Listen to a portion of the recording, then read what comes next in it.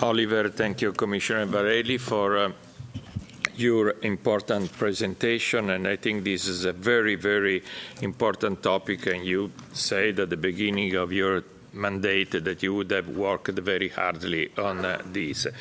I have only a couple of minutes, so I will just go directly to a couple of points related mainly to artificial intelligence. You mentioned that as an important tool, and I myself believe that is an important tool.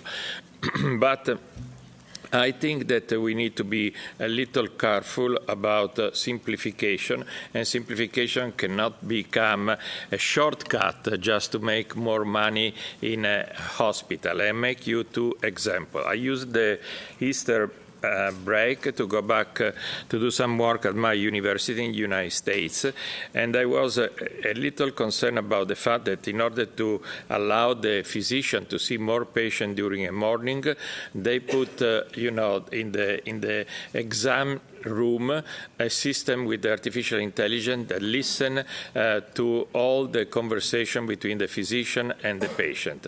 And at the end of the day, the artificial intelligence prepares the notes of all the visit that the physician did. And I believe that there is something more than just words when you meet a patient. There is a human touch, a human feeling, and the body behavior that a machine cannot put in a chart. The second thing I mentioned today at the coordinator meetings is that just last week the CEO of an important hospital system in New York, the New York Hospital, announced that he will replace all of his radiologists with artificial intelligence.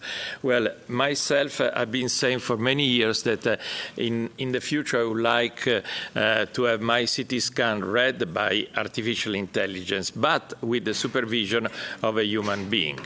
And at the same time, it's a very interesting. Last week, the University of Stanford published a study showing that the artificial intelligence, when it reads a mammogram, if it's not sure what is reading, the artificial intelligence will not leave you with a question mark. It will give you a diagnosis, and it will invent a diagnosis.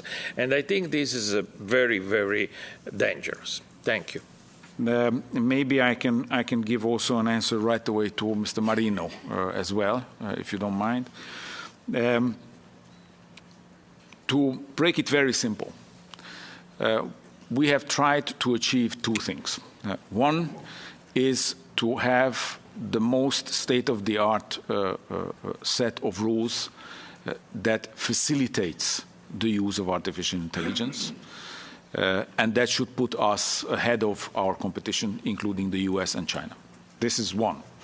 And the other one is to make sure that artificial intelligence use in the medical sector, which is a very specific area and where risks are very high, will keep us always in control. So there will be always a human control and a very high level of patient safety and security all across.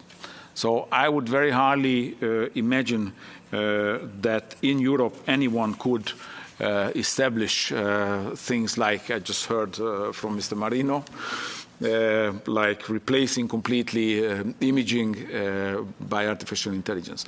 It will always be a doctor's responsibility. Yes, diagnostics, for example, in the imaging are now already done mainly by artificial intelligence, but of course it will be always for the doctor to verify whether this is in accordance with the medical rules and the patient safety rules, and these are extremely clear also in our rules. The second remark you made about cybersecurity, this is why we have opted for another way of regulation than what you have in the artificial intelligence general legislative framework. Because the risks are so specific, we want to be able to follow up any evolution of this area. This is why the Commission is proposing to have implementing acts to be able to adjust the frame as the artificial intelligence evolves, because this is going to evolve for sure, and we want to be able to react fast to any changes so that we don't have to come back with legislative proposals all the time, but to be able to follow as the science grows in this area. Global competition, I fully agree with you. We should make sure that what we are adopting now will be future-proof. So we will be competitive also 5, 10, 20 years from now with whatever we adopt.